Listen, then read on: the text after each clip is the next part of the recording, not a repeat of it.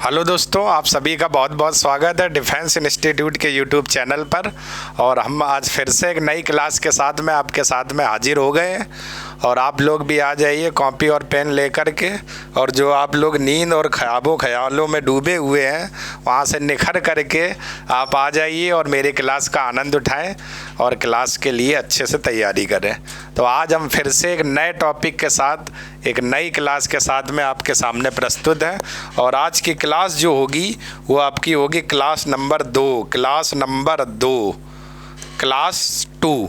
और आज की क्लास का जो बच्चों टॉपिक रहने वाला है, संविधान के स्रोत एवं भाग।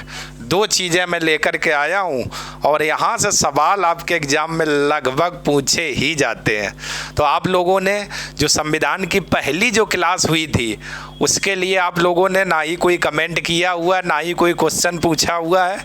मैंने कल देखा हुआ था किसी बच्चे ने कोई भी क्वेश्चन नहीं पूछा था। आपसे अनुरोध है, अपना कमेंट करिए, अपने सुझाव दीजिए, क्या आप चाहते हैं, कैसे क्या चीज़ों को लेना चाहते हैं, उन सभी बिंदुओं पर आप लोग कमेंट लिख करके भेजिए। और एक बच्चे ने कमेंट भी किया हुआ था कि सर मुझे गाना सीखना, आप कैसे गा लेते हो, ऐसा कुछ कमेंट आया हुआ था। तो बच्चों मैं बता दूं, जैसे आपको आवाज़ मिली ऐसे हमें भी मिली। आप भी प्रयास करिए और उसी प्रकार मैं भी प्रयास कर रहा हूं, आपको भी गाना धीरे धीरे आ जाएगा। क्लियर बच्चों? तो चलिए आज की क्लास हम लोग शुरू करते हैं। और आज की क्लास का टॉपिक जो रहने वाला है, संविधान के स्रोत एवं भाग, और क्लास नंबर 2। तो चलिए बढ़ाने का प्रयास करते हैं। तो सबसे पहले जो हेडिंग बच्चों पड़ी हुई है वो हमारी पड़ी हुई है संविधान के स्रोत। स्रोत मतलब कि संविधान में कौन कौन सी चीज़ें कहाँ से ली गई हैं, और यहाँ से एक दो क्वेश्चन बच्चे एग्जाम में देखने को मिल जाते हैं। तो उसी चीज़ों को हम लेकर आपके साथ में हाजिर हुए हैं। तो सबसे पहला हम लोग बात करते हैं 1935 का अधिनियम। ये 1935 का अधिनियम जो है, यहाँ से क्या क्या चीज़ें ली गई? तो यहाँ से बच्चों एक लिया गया केंद्र तथा प्रांतों में लोक सेवा आयोग। ठीक है, केंद्र और प्रांत में लोक सेवा आयोग, इसके बारे में बताया गया कि केंद्र और प्रांत में एक एक लोक सेवा आयोग होनी चाहिए और इनका क्या गठन किया जाएगा। और सबसे इम्पोर्टेंट पद, राज्यपाल का पद भी बच्चों देखिए कहाँ से लिया गया, 1935 के अधिनियम से। ये इम्पोर्टेंट रहेगा, राज्यपाल का पद। कमेंट करके बताइए राज्यपाल किस आर्टिकल में हमें राज्यपाल का उल्लेख मिलता है। इसके बाद अगला, अध्यादेश का प्रयोग। और आप देखिए 1935 के अधिनियम से अध्यादेश को भी लिया गया। अध्यादेश कहते किसे हैं कि जब कभी भी ऐसी कोई परिस्थिति आ जाए जिसमें ना तो लोकसभा की बैठक हो और ना ही राज्यसभा की, और ऐसी कोई परिस्थिति विद्यमान है जिस पर तुरंत कार्रवाई करना है, तो ये तुरंत कार्रवाई करने की शक्ति राष्ट्रपति के पास होती है। राष्ट्रपति की यही शक्ति अध्यादेश कहलाती है। और जब कभी भी सदन की बैठक होगी तो 42 दिन के अंदर अंदर दोनों सदनों को पारित करना होगा, अन्यथा अध्यादेश समाप्त हो जाएगा। तो अध्यादेश का जीवन काल सदन की बैठक से 42 दिन का होता है। ठीक है, तो आप लोगों ने देखे केंद्र तथा प्रांतों में लोक सेवा आयोग, राज्यपाल का पद और अध्यादेश, ये किस अधिनियम से लिए गए? 1935 के अधिनियम से, 1935 के अधिनियम से लिए गए। क्लियर बच्चों? इसके बाद हम लोग बात करते हैं ब्रिटेन को लेकर के। तो ब्रिटेन से संसदीय शासन, ये संसदीय शासन की व्यवस्था ली गई है। और अगला विधि का शासन। विधि बच्चों मतलब होता है कानून, विधि का मतलब होता है कानून, कानून का शासक या विधि का शासन। ये इंपॉर्टेंट रहेगा, बहुत एग्जाम में पूछा जाता है। अगला संसदीय विशेषाधिकार, यानी संसद को जो विशेष अधिकार प्राप्त है तो संसदीय विशेषाधिकार। अगला नौकरशाही। ठीक है, नौकरशाही। नौकरशाही का मतलब जितने भी आपके कर्मचारी अधिकारी सब ये होते हैं, सरकार के अधीन कार्य करते हैं, नौकरशाही। अगला एकल नागरिकता। और एकल नागरिकता का मतलब अपने यहाँ देश में सिंगल नागरिकता का प्रावधान है, डबल का नहीं है। तो एकल नागरिकता ये भी कहाँ से लिया गया? ब्रिटेन। अगला विधायी प्रक्रिया। विधायी प्रक्रिया भी ब्रिटेन से ली गई। अगला साधारण बहुमत प्रणाली। और अगला है रिट जारी करना। ठीक है, साधारण बहुमत प्रणाली का मतलब ये होता है सदन में कुल सदस्य संख्या का 50% से अधिक। तो जैसे लोकसभा में 550 है, 550 का 50% निकालेंगे, जो आएगा वही प्रणाली हमारी क्या कहलाएगी, साधारण बहुमत प्रणाली। और रिट जारी करना, रिट का मतलब एक कागज का पत्र टाइप में होता है, और जब किसी के मौलिक अधिकार का उल्लंघन होता है तो सुप्रीम कोर्ट आर्टिकल 32 के तहत रिट जारी करती है और हाई कोर्ट आर्टिकल 226 के तहत रिट जारी करती है। ठीक है, तो ये प्रावधान बच्चों हमारे सभी के सभी कहाँ से लिए गए, ब्रिटेन से। तो एक आप लोग ध्यान रखना, विधि या कानून का शासन, ये मोस्ट इंपॉर्टेंट रहेगा, स्टार लगा देता हूँ, बहुत पूछा जाता है। और एक साधारण बहुमत प्रणाली और रिट जारी करना, ये बच्चों आपके यहाँ से बहुत सवाल पूछे जाते हैं कि ये चीज़ें कहाँ से ली गई हैं, क्या होगा। तो आप लोग भी विशेष ध्यान रखिएगा, एग्जाम में बहुत पूछे जाते हैं। इसके बाद बच्चों हम लोग आगे बात करते हैं। आगे अमेरिका बच्चों बहुत इंपॉर्टेंट है। अमेरिका से लिया गया मौलिक अधिकार, देखो मोस्ट इंपॉर्टेंट, ये बहुत पूछे जाते हैं, मौलिक अधिकार क्या होते हैं और ये कहाँ से लिए गए, तो अमेरिका से लिए गए। और आपको पता है कि मौलिक अधिकार वे अधिकार होते हैं जो संविधान द्वारा केवल और केवल नागरिकों को प्रदान है, राज्य इसमें हस्तक्षेप नहीं कर सकता। अगर हस्तक्षेप करेगा, आपके मौलिक अधिकार को छीनता है, उल्लंघन करता है, तो आप लोग आर्टिकल 32 के तहत सुप्रीम कोर्ट जा सकते हो और आर्टिकल 226 के तहत हाई कोर्ट जा सकते हो। ठीक है, तो मौलिक अधिकार अमेरिका से लिए गए। प्रस्तावना आप लोगों ने पढ़ी होगी, हम भारत के लोग समाजवादी, पंथ निरपेक्ष ऐसे शब्द पढ़े होंगे, तो ये प्रस्तावना भी अमेरिका से ली गया। अगला लोकतंत्र, अगला राष्ट्रपति का निर्वाचन, यानी कि राष्ट्रपति का निर्वाचन कैसे होता है, किस प्रक्रिया के द्वारा होता है। तो आपको पता होगा राष्ट्रपति का जो चुनाव होता है अप्रत्यक्ष चुनाव होता है, डायरेक्ट आप वोट नहीं करते हो, आप वोट करते हो सांसदों और विधायकों को, और ये लोग मिलकर के किसका चुनाव करते हैं, राष्ट्रपति का। क्लियर बच्चों। तथा राष्ट्रपति पर महाभियोग, मतलब होता है राष्ट्रपति को अपने पद से हटाना। ठीक है, महाभियोग का मतलब होता है राष्ट्रपति को अपने पद से हटाना। कैसे हटाया जाता है वो बच्चों इसमें बताया गया। अगला देखो मोस्ट इंपॉर्टेंट, उपराष्ट्रपति का पद, ये भी बच्चों बहुत आता है। उपराष्ट्रपति का पद कहाँ से लिया गया है, अमेरिका से लिया गया है, अमेरिका से। अगला वित्तीय आपात, यानी धन से संबंधित आपात। ठीक है, अगला न्यायिक पुनराविलोकन, अगर सुप्रीम कोर्ट ने कोई आदेश दे दिया है, ठीक, और कुछ दिन बाद सुप्रीम कोर्ट को होश आ जाता है कि नहीं, मैंने इस आदेश में ये चीज़ गलत लिख दी थी, न्यायिक पुनरा मतलब दोबारा से विलोकन मतलब अवलोकन करना, तो उस आदेश में सुधार कर सकती है, उसका पुनराविलोकन कर सकती है, अवलोकन कर सकती है, उसी को हम लोग क्या कहते हैं, न्यायिक पुनराविलोकन। न्यायिक पुनराविलोकन। फिर से दोस्तों, अगर सुप्रीम कोर्ट ने कोई आदेश दे दिया हुआ है और कुछ दिन बाद सुप्रीम कोर्ट ने देखा कि नहीं इसमें यार ये चीज़ गलत चली गई थी, तो सुप्रीम कोर्ट को आदेश है उस न्याय को पढ़ करके इसमें सुधार किया जा सकता है। इसी को न्यायिक पुनराविलोकन कहते हैं, न्यायिक पुनराविलोकन। तो अभी तक बच्चों ध्यान रखना, मौलिक अधिकार एक ये बहुत पूछा जाता है, और उपराष्ट्रपति का पद मोस्ट इंपॉर्टेंट, आपकी ज़िंदगी, आपके लाइफ और आपकी जॉब के लिए इंपॉर्टेंट रहेंगे, इनको आप लोग अच्छे से तैयार कर लेना। अगला हम लोग बात करें बच्चों कनाडा, तो संघ के स्थान पर यूनियन का प्रयोग, यूनियन शब्द का प्रयोग किया गया है। ठीक है, अगला अवशिष्ट विषय केंद्र को प्रदान किया जाना चाहिए, यानी केंद्र में कुछ विषय बनाए गए हैं अवशिष्ट, वो विषय किसे प्रदान किया जाना है, केंद्र में। ये प्रावधान कहाँ से लिया गया, कनाडा।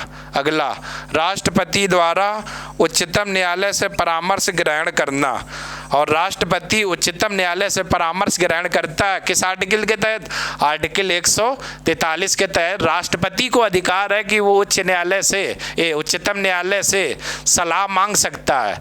अब उच्चतम न्यायालय या सुप्रीम कोर्ट ने अगर सलाह दी तो राष्ट्रपति माने या ना माने उसकी मर्जी, लेकिन उसे बाध्य नहीं कर सकते। ठीक है, अगला राज्यपाल की नियुक्ति, तो राज्यपाल की नियुक्ति का भी प्रावधान बच्चों कहाँ से लिया गया है, कनाडा से लिया गया है, कनाडा से लिया गया है। क्लियर। आगे हम लोग बात करते हैं तो अगला आयरलैंड बच्चों देख लेते हैं। आयरलैंड से क्या लिए गए, नीति निर्देशक तत्व, इसको मोस्ट इंपॉर्टेंट कर लेना, ये भी बहुत पूछा जाता है एग्जाम में। नीति निर्देशक तत्व कहाँ से लिए गए, आयरलैंड।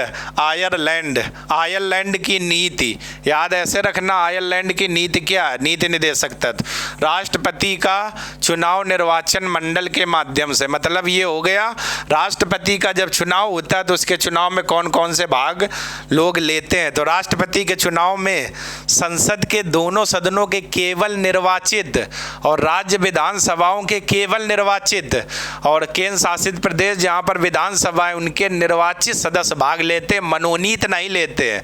निर्वाचित मतलब जो चुनाव प्रक्रिया के द्वारा आते हैं, मनोनीत किसी व्यक्ति के द्वारा डायरेक्ट किया जाता है। जैसे मैं बोल दूं कि फला व्यक्ति क्लास का मॉनिटर है तो ये मनोनीत हो गया। फिर मैं बोलूं ए नाम का व्यक्ति को कितने लोग मॉनिटर बनाना चाहते हैं, हाथ उठाएं, तो वो निर्वाचित हो गया, वोटिंग हो गई। ठीक है, तो राष्ट्रपति के चुनाव में निर्वाचित सदस्य भाग लेते हैं, ना कि मनोनीत। क्लियर। इसके बाद हम लोग अगला देखते हैं, राष्ट्रपति के द्वारा उच्च सदन में सदस्यों को मनोनीत किया जाना। ठीक है, तो राष्ट्रपति के द्वारा उच्च सदन में सदस्यों को मनोनीत किया जाना। और आप देखते हो राज्यसभा में राष्ट्रपति कितने सदस्यों को मनोनीत करता है, 12 सदस्यों को। और ये सदस्य कहाँ से लिए जाते हैं, कला साहित्य विज्ञान और समाज सेवा से लिए जाते हैं, कला साहित्य विज्ञान और समाज सेवा से लिए जाते हैं। अगला बच्चों हम लोग देखते हैं फ्रांस। फ्रांस से क्या लिया गया, गणराज्य और तदर्व न्यायाधीश। तदर्व न्यायाधीश मतलब जब कभी भी न्यायाधीशों का कोरम पूरा नहीं होता बैठक के लिए तो राष्ट्रपति हाई कोर्ट से अन्य न्यायाधीशों को बुला सकते हैं इस कोरम को पूरा करने के लिए।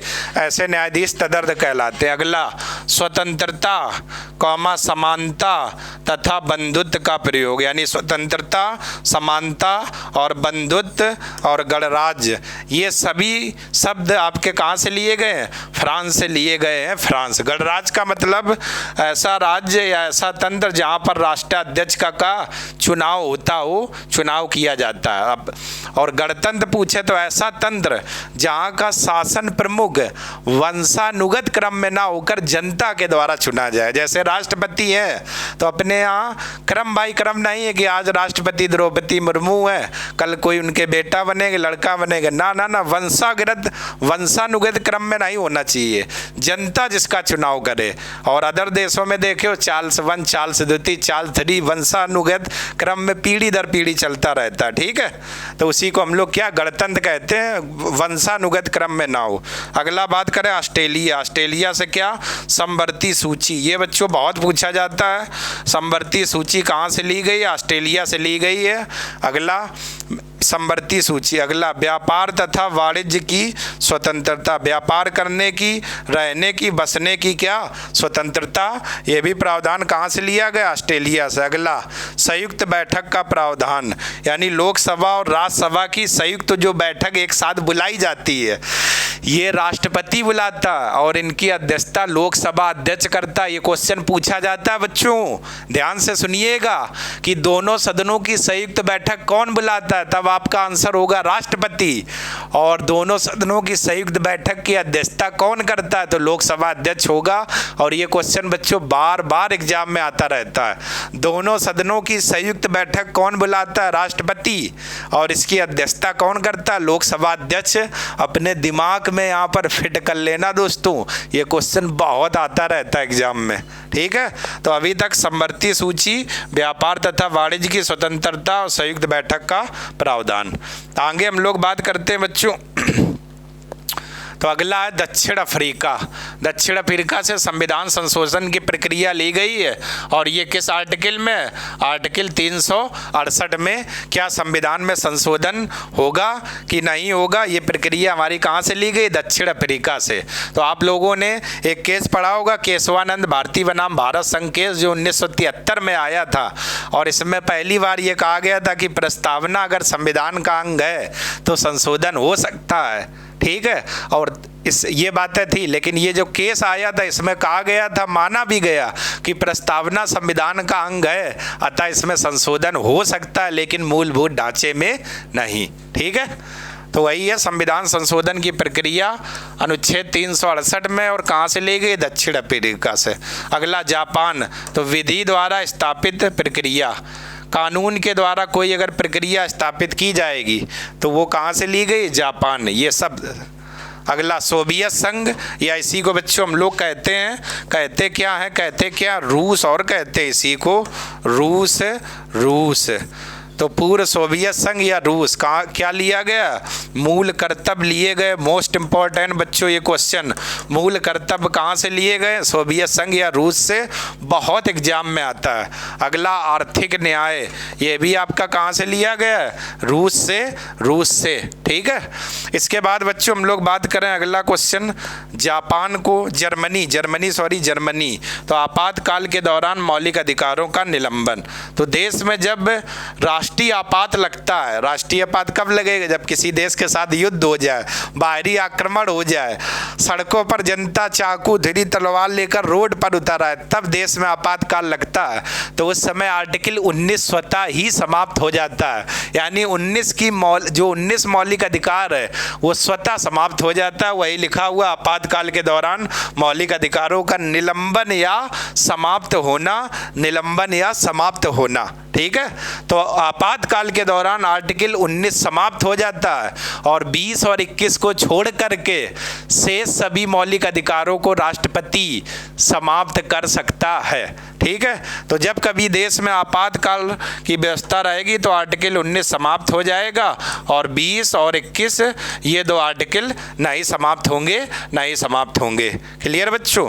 तो चलिए आप लोग इतने का स्क्रीनशॉट ले लो, फिर हम लोग आगे भी और चीज़ों को लेकर के बात करते हैं।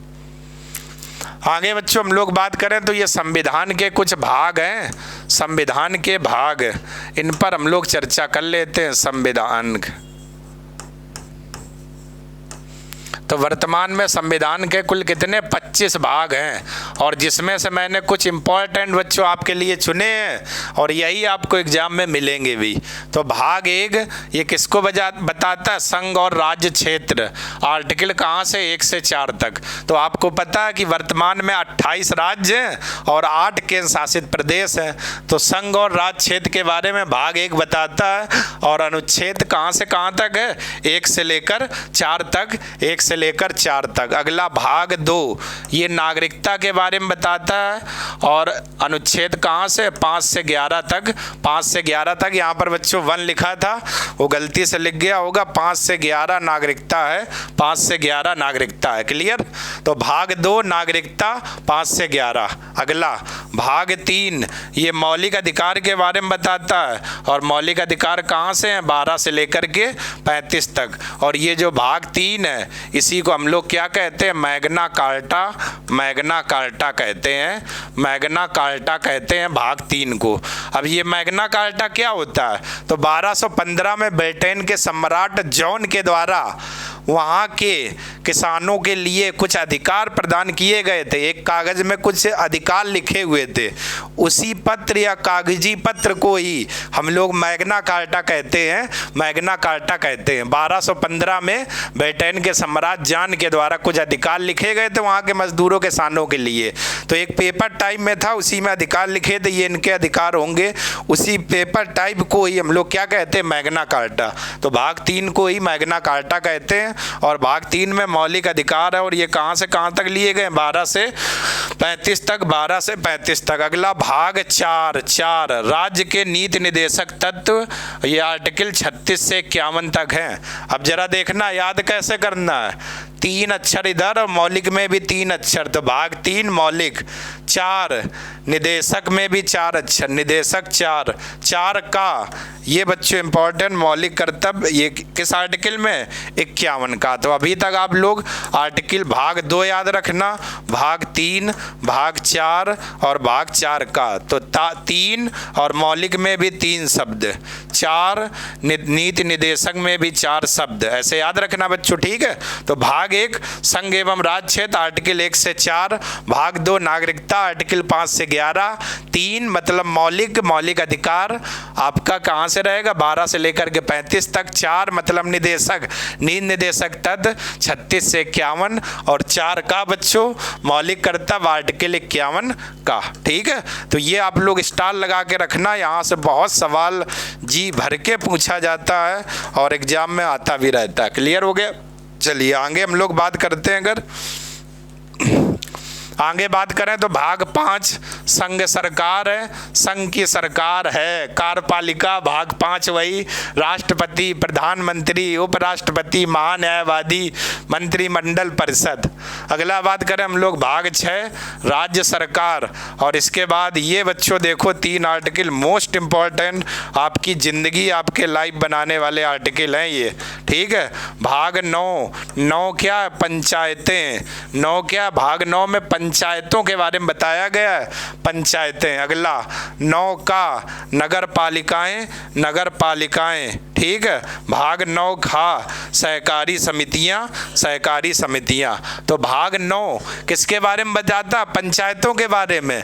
9 का नगर पालिका के बारे में। ठीक है, और 9 खा सहकारी समितियों के बारे में, सहकारी समितियों के बारे में। क्लियर? तो भाग 9 पंचायत, नो पंचायत, ऐसे याद रखना, no panchayat, no panchayat, no से मतलब 9 पंचायत। ठीक है, इसके बाद 9 का नगर पालिकाएं और 9 का सहकारी समितियां। और इसके बाद बात करें भाग 11, ये है संघ और राज्यों के बीच संबंध।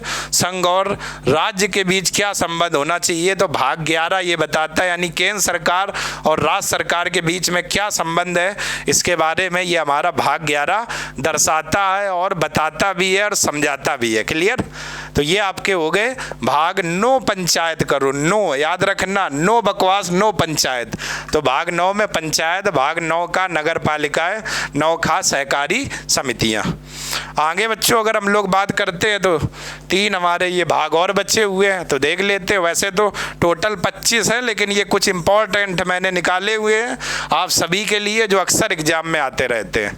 बात करें भाग 15, तो ये है निर्वाचन आयोग, भारतीय निर्वाचन आयोग। आर्टिकल कहाँ से? 324 से 329 निर्वाचन आयोग के बारे में बताया गया। ठीक है, 324 से लेकर के 329 तक निर्वाचन आयोग के बारे में बताया गया। अगला बात करें भाग 17 राजभाषा आयोग। ठीक है, हिंदी आपकी भाषा है और ये आर्टिकल कहाँ से? 343 से 351। तो कभी कभार आर्टिकल भी यहाँ पर पूछ लेते हैं, इसलिए मैंने यहाँ पर आर्टिकलों को दर्शाया हुआ जहाँ जहाँ से सवाल पूछे ही जाते हैं। क्लियर? इसके बाद भाग 20 संविधान संशोधन की प्रक्रिया। संविधान संशोधन, संविधान का संशोधन की प्रक्रिया बच्चों होना चाहिए, संविधान संशोधन की प्रक्रिया।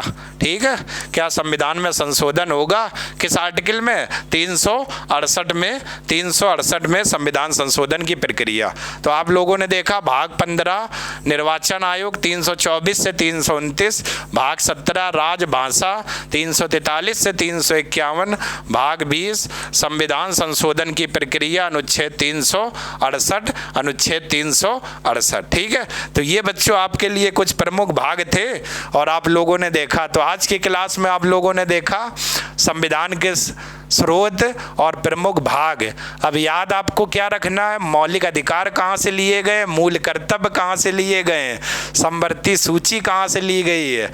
ठीक है, और इसके बाद संविधान संशोधन की प्रक्रिया ये याद रखना। और इसके बाद भाग 2, 3, 4, 4 का और 9, इसके बाद 17, 20 ये बहुत बच्चों एग्जाम में आते हैं। और अभी तक का जो मेरा जो अनुभव रहा है, तो मैंने देखा हुआ है जितने भी आपके छोटे स्तर के एग्जाम होते हैं वहाँ पर ये सब चीज़ें बार बार रिपीटेड होती रहती हैं और बार बार आते रहते। तो मैंने उन्हीं केवल सेलेक्टेड पॉइंट को ही चुना था, मैंने ओवरऑल 25 भाग आपको नहीं करवाए हुए हैं। तो इनसे बार बार एग्जाम में आता रहता है। क्लियर बच्चों? तो इन सभी चीज़ों को आप लोग बहुत अच्छे से लिखना और रिवाइज करना, और मैं उम्मीद करता हूँ कि आप सभी को यहीं से क्वेश्चन मिल जाएगा। ठीक है, तो आज की क्लास बच्चों हम लोग यहीं तक रखते हैं।